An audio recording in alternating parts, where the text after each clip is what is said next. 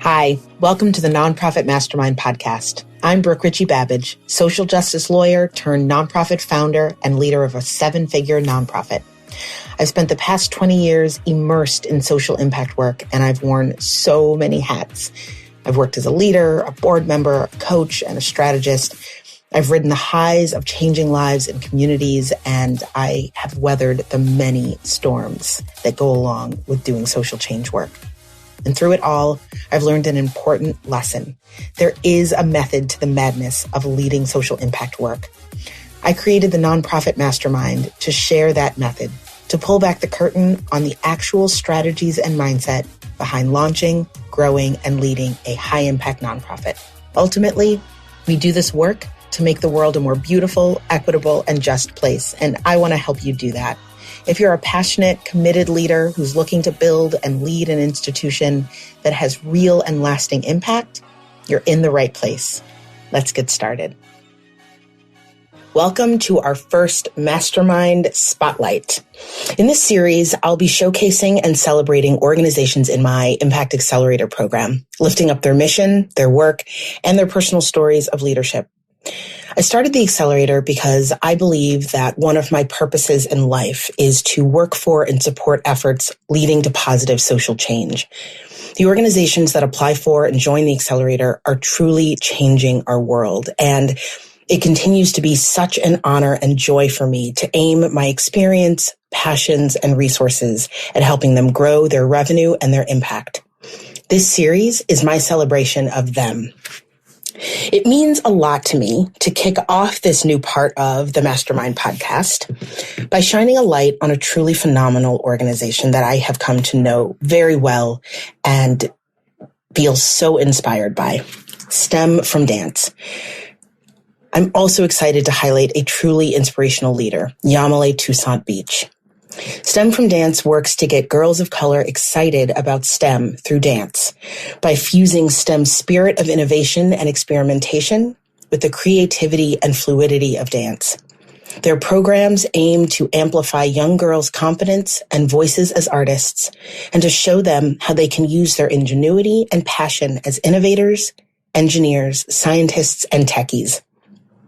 In this conversation, Yamilée, the founder and current CEO, shares her founding story, how deeply she has been inspired by her father, and how she drew on her own experiences as a dancer, as a student at MIT, and as a teacher to start STEM from Dance. She talks about its vision of increasing the representation of Black and Brown women and girls in STEM fields, and STEM from Dance's plans for explosive growth as they head into their second decade.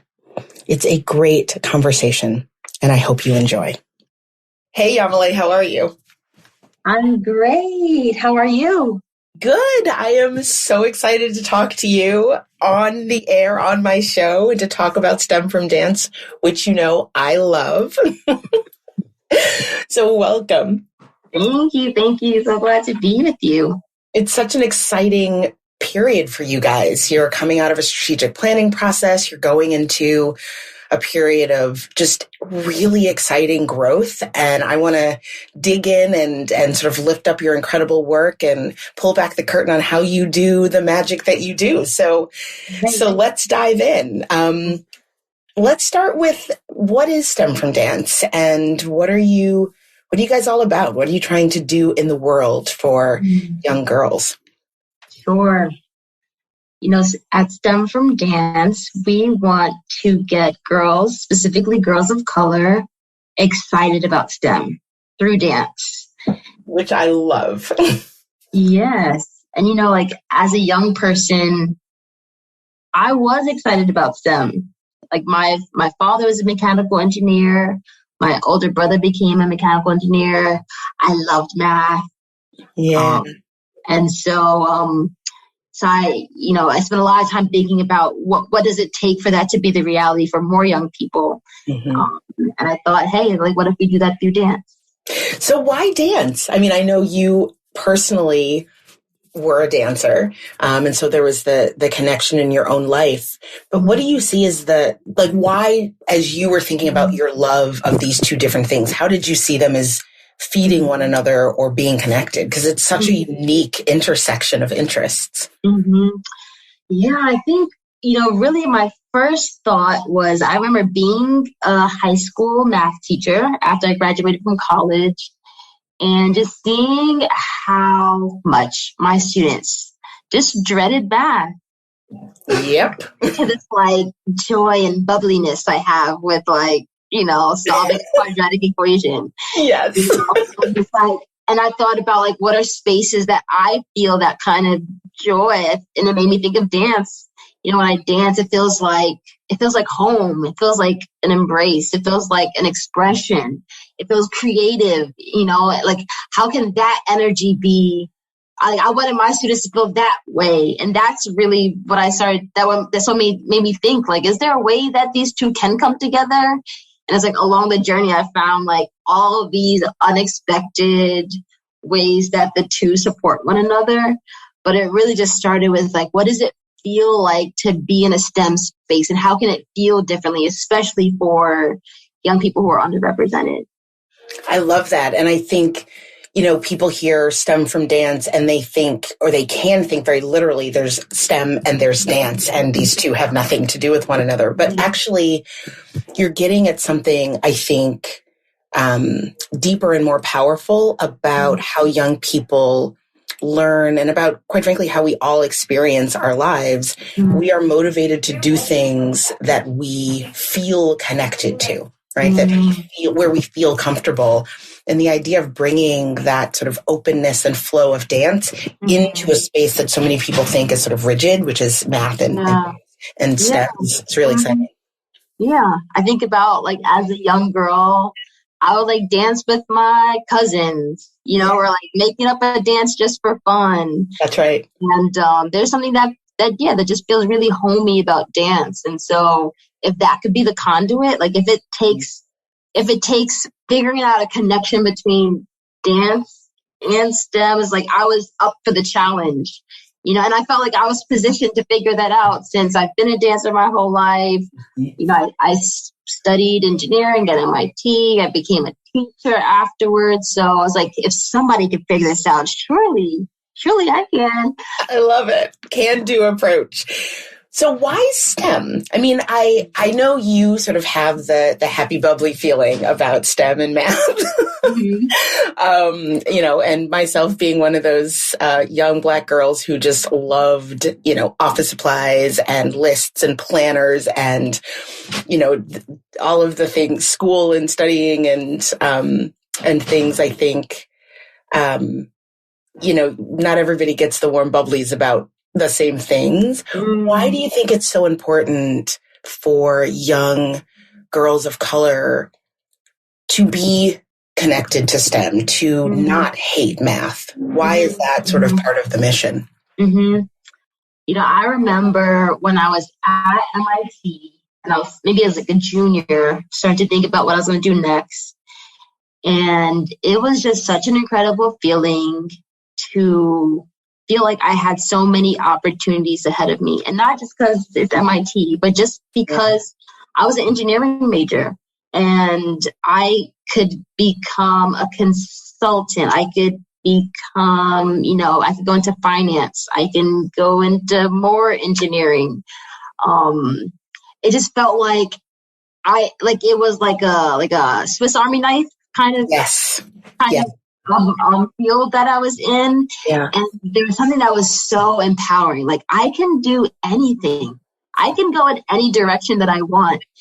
And that feeling is something that I know isn't evident in, not all young people feel that way, that they have such freedom in their future.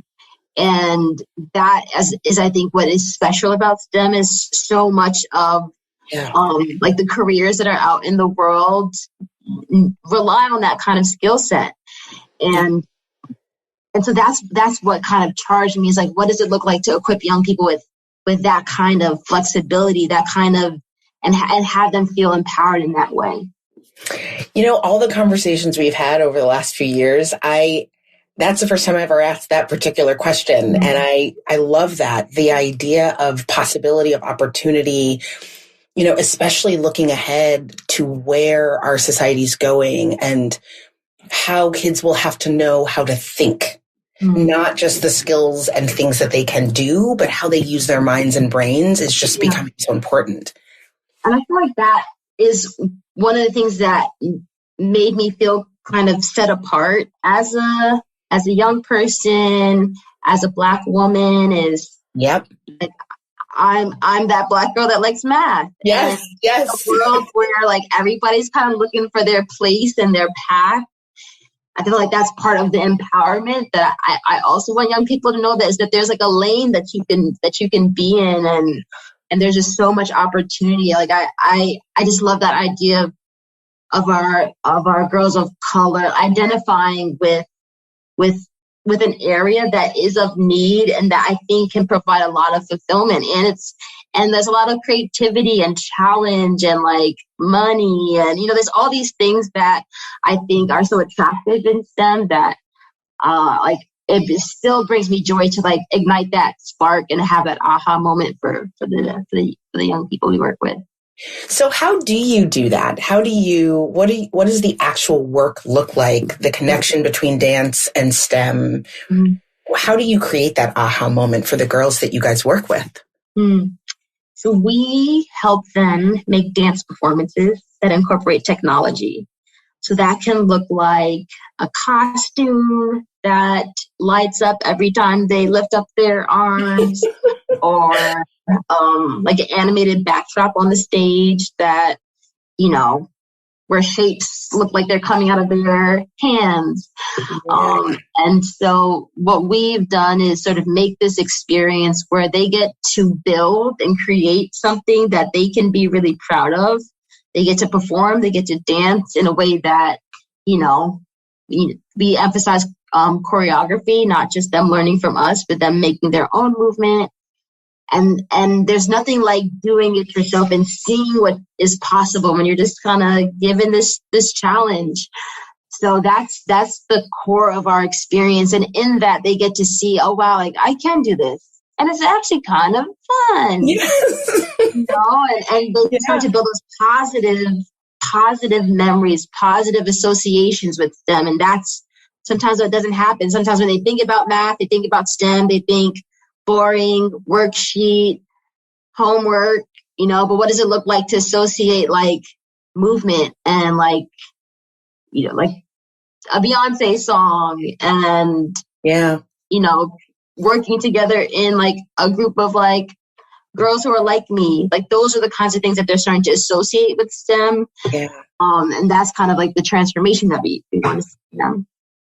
It's also super interesting just to think about the idea of math and STEM being spaces of creativity. My husband was a math major at Duke and talks about how the payoff so often for young people that are studying math sometimes doesn't come until you get to the spaces he was in college.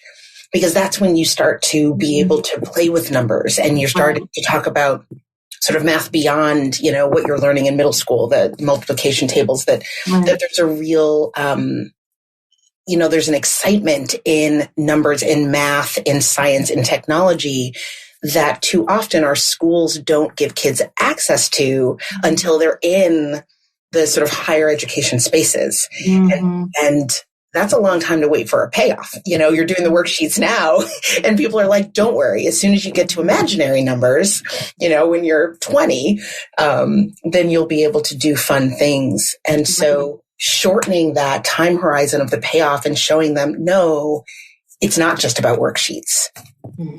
Seems really powerful to me. Totally. For me, I really understood what mechanical engineering was my sophomore year when I was in a lab and I got to build this engine, like a Stirling engine. And that's despite having, I've been to work with my father. I mentioned my older brother's a mechanical engineer. And it wasn't until I was in the lab with like the drill press that I was like, oh, okay, I get it. Yeah. And like you said, we want to fast track that experience for them. Like, what if they experience that, in middle school, to feel like, we have them like solder a circuit together. Yeah. And, you see the smoke coming off of it, and there's something that's just kind of cool. Like, the feeling of doing a science experiment. Yeah. The same thing with this performance. Like, they get to dance and perform and show what they've learned, and kind of getting them to that, like you said, like that, like actualization of what they're learning, like sooner, I think is really powerful. So you've talked a bit about sort of your own origin story. You were a dancer, you studied math at MIT, or mechanical engineering at MIT. Your dad was a mechanical engineer. And I know, you're the founder of STEM from Dance. You've been working at this for quite some time. What was that aha moment for you when you realized it's not just that I have these interests, there's a path here that I want to create for other young girls? When did you decide, having started my own organization, I know there isn't one moment where you're like, you know what, I'm going to start a nonprofit, but how did you get to this point where, you've been building this institution that operationalizes this vision that you have? How did you decide to do that? Mm-hmm. I think about being a teacher, and there was a time I'm like, okay, I know I want to have an even greater impact than the one I'm having on, the students in my classroom. So what does that look like? Okay, well, I have an engineering degree. Okay, I love to dance. Maybe I should do, that. Okay. I have this experience in education. I kind of like I want to start something at some point. I just felt like I had like all these different directions I could go in, and it felt very conflicting. I felt very conflicted. Like, should I go back to, being an engineer? Should I continue on this like social impact journey? I'm seeing my peers who also, recently graduated, and they're doing their things in their careers. So I was very conflicted. And really, I was actually like in a moment of prayer, like, Lord, I've done what I was supposed to do. Yes. And I was like, wait a minute. Like, what if I don't have to choose? What if these combination of things are positioning me to do something that only I can do? And that's really what made me think like, okay, what if dance can go with STEM? And I honestly, I didn't really know what would come of it. Like, I didn't, there's so many things I uncovered along the way, but for me, it's like, what if this is like my purpose? What if this is my contribution to the world, is taking this like seemingly random, unrelated set of experiences and turn this into something that can have an impact? And that was like non-negotiable. Like, I'm not just doing this for fun. Like, right. If I'm going to do this, it's going to be an organization that lasts, that has an impact. And so yes, maybe this is it. And so, and even like my father, he's a big inspiration to me. He also started a nonprofit. So like that. I didn't know that. You talk often about your dad and how he's been such a source of inspiration. I did not know he started a nonprofit. What was the nonprofit? It's called Haitians Orphans Wish. And he basically raises money, throws events, raises money to support orphanages in Haiti. And so wow. He started this when I was maybe in high school. And so like that seed was planted, like that example was set for me. Like, you can do things that impact others. And I knew if I was going to start something, and it was going to impact others. So when I had the idea of like bringing these things together, I'm like, okay, this is my idea. This is my opportunity. Like, for my father, it was that. For me, it could be this. That's how I got started. I love so much about that. I mean, every time I talk to you, I learn new things about you. But what I want to lift up here, because I think it's really powerful for any founder, this idea that that you don't have to know everything when you start, or really at any given point, right? There's always this calibration of sort of what's the vision, what's the plan, and how much am I stepping out on faith? And I think there's an idea, I talk to a lot of founders, a lot of EDs in my work, and there's always this voice, or often this voice that people battle against, that's like, everybody else has this figured out, right? All the other EDs of these amazing nonprofits that I see, they know exactly what they're doing all the time. And I am stepping out on faith a lot. And I think it's really powerful, just personally knowing the institution you've built and how incredibly impactful it is and continues to be. And I want to dig into that in a moment. Just hearing you say, it's not like you sat down one day and mapped out the 20-year plan. It's like, this is exactly what's going to happen. You listen to the voice inside of you that's like, follow this path and we'll build it as we go. And it's, there's real power in that. Thank you for sharing that. Mm-hmm. So let's talk about the impact. You guys work in a lot of schools with a lot of young people. What is the kind of impact that you're seeing in the lives of the girls that you're touching? How is this helping and changing them? Mm-hmm.